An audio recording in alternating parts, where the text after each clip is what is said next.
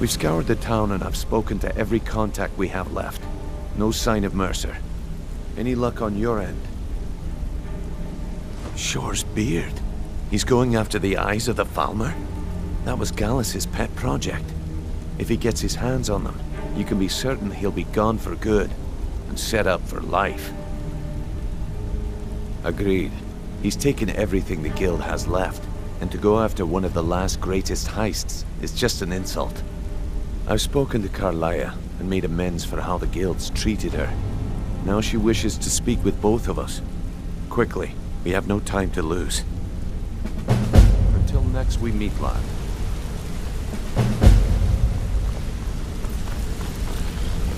I promise you, all your questions will be answered. You just have to trust me.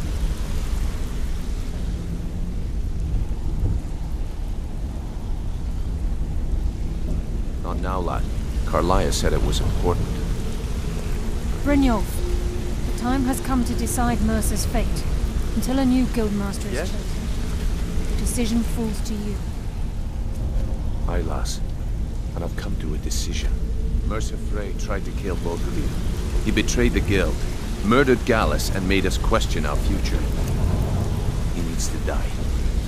We have to be very careful, Brynjolf. Mercer is a Nightingale, an agent of Nocturnal. Then it's all true. Everything I heard in the stories. The Nightingales, their allegiance to Nocturnal, and the Twilight Sepulchre. Yes. That's why we need to prepare ourselves and meet Mercer on equal footing. Just outside of Riften, beyond the southeast gate, is a small path cut up the mountainside. At the end of that path is a clearing, and an old standing stone. I'd ask you both to meet me there. I have some preparations of my own to make. I'll meet you at the stone. I'm preparing to leave for the standing stone. What is it?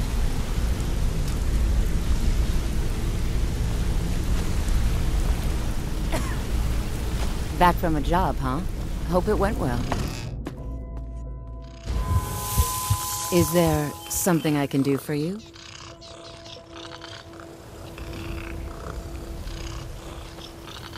Huh?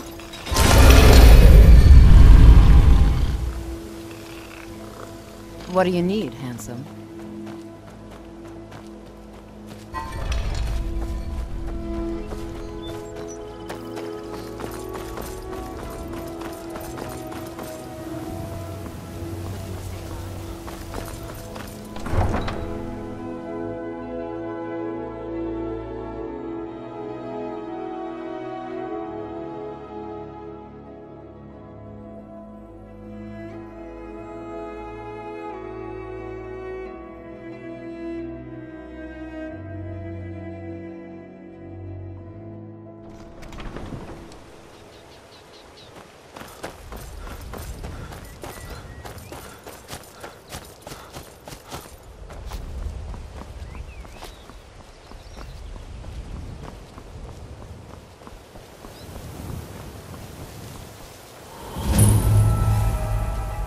I'm glad you're here.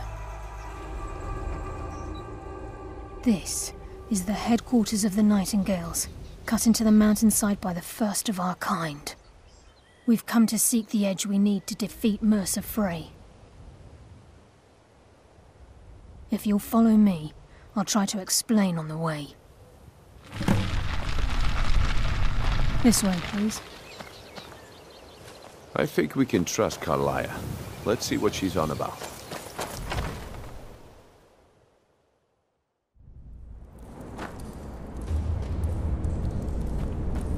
So this is Nightingale Hall.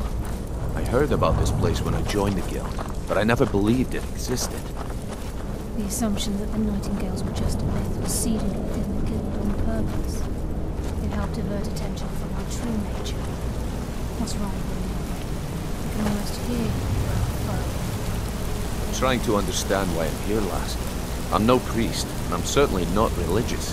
Why pick me? This isn't about religion, Brynjolf. It's business.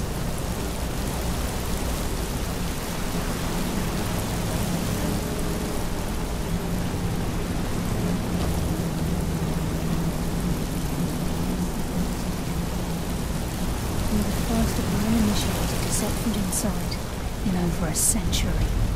Now, if you'll both proceed to the armory to don your Nightingale armor, we can begin the oath. This is enough to make your head spin, eh?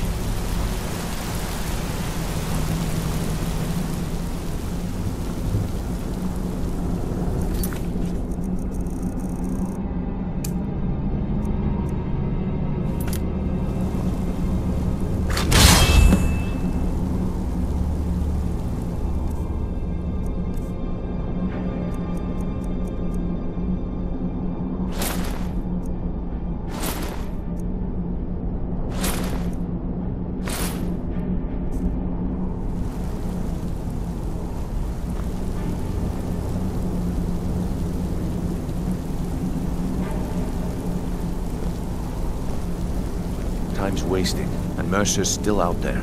Let's get this show on the road.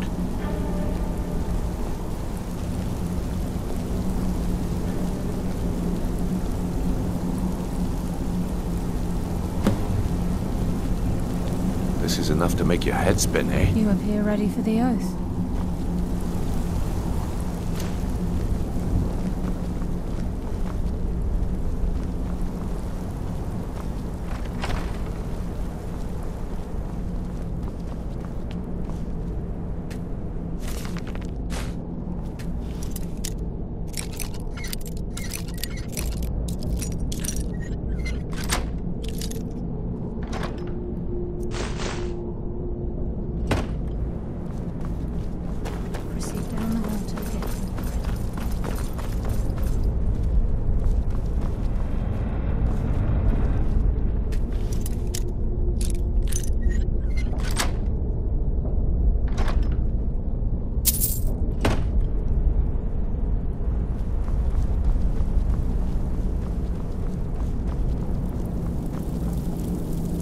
Okay, lass. We've got these get-ups on. Now what? Beyond this gate is the first step in becoming a Nightingale. Whoa there, lass. I appreciate the armor, but becoming a Nightingale? That was never discussed. To hold any hope of defeating Mercer, we must have Nocturnal at our backs. If she's to accept you as one of her own, an arrangement must be struck. What sort of arrangement? I need to know the terms.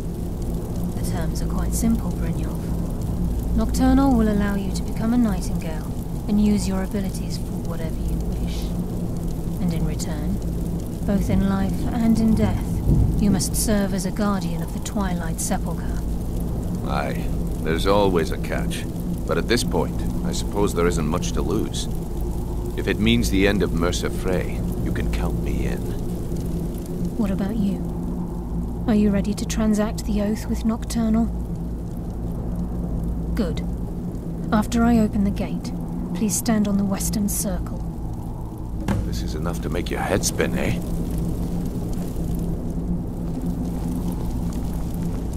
We'll speak when the oath is complete.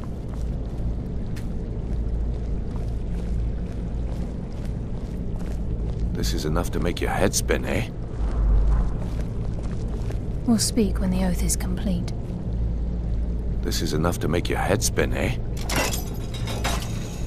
We'll speak when the oath is complete.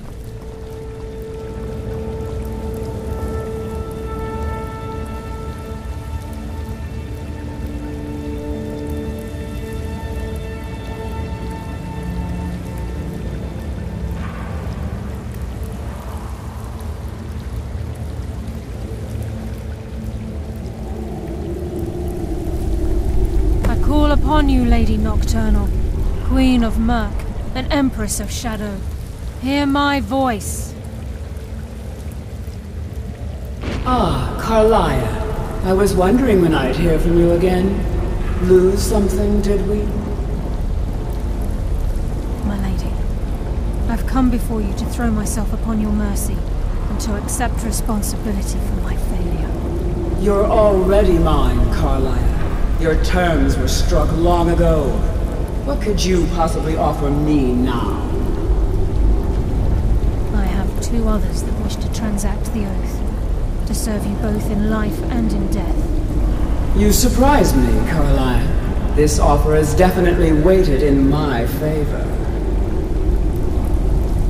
My appetite for Mercer's demise exceeds my craving for wealth, Your Grace.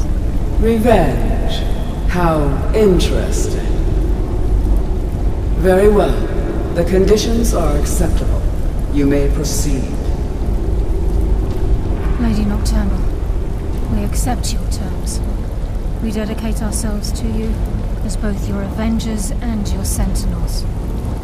We will honor our agreement in this life and the next until your conditions have been met. Very well. I name your initiates Nightingale, and I restore your status to the same, Carlyle.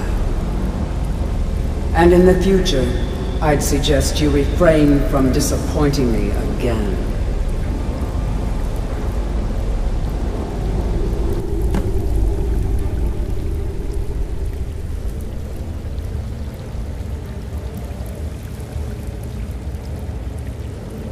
Now that you've transacted the oath, it's time to reveal the final piece of the puzzle to you. Mercer's true crime. Mercer was able to unlock the Guild's vault without 2 keys because of what he stole from the Twilight Sepulchre, the skeleton key. By doing this, he's compromised our ties to Nocturnal and, in essence, caused our luck to run dry.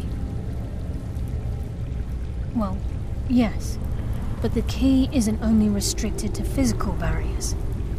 All of us possess untapped abilities, the potential to wield great power securely sealed within our minds. Once you realize the key can access these traits, potential becomes limitless.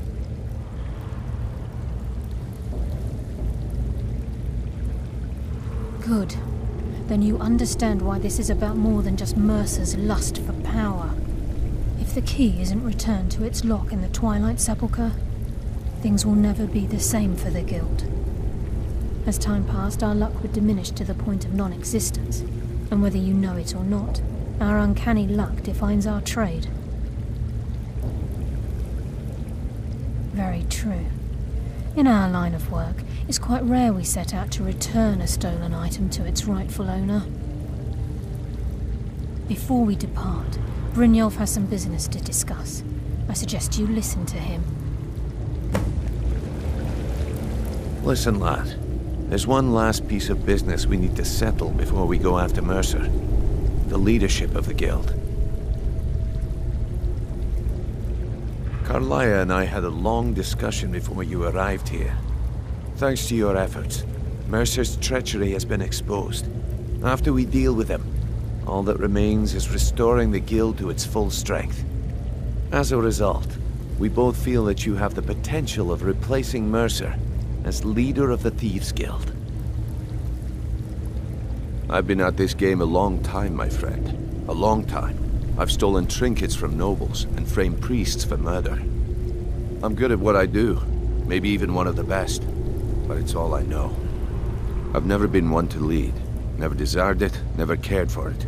Don't want it. Ha! Spoken like the leader of the Thieves Guild. Just don't lose yourself in the role. We have a bit of an errand to run. Then it's decided. When this is all over and Delvin's contacts assure me that we've regained our footing in Skyrim, we'll handle the details. Until then, we have quite the task ahead.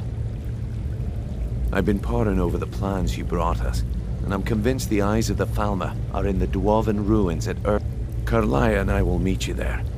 Prepare yourself, lad. This will be a fight to remember. Aye. And Mercer may have damaged our reputation and raided our coffers, but this goes well beyond even his twisted form of larceny. Old Delvin kept calling it a curse, and we all laughed at him. Looks like the joke's on us. If you would have asked me that yesterday, I'd have said no. Look, call me crazy if you like, but I trust Carlaya. I don't think she'd lead us down a suicidal. Besides, I'd rather die with some of Mercer's blood on my blade than spend the rest of my life regretting that I ran the other way. Until next we meet, lad.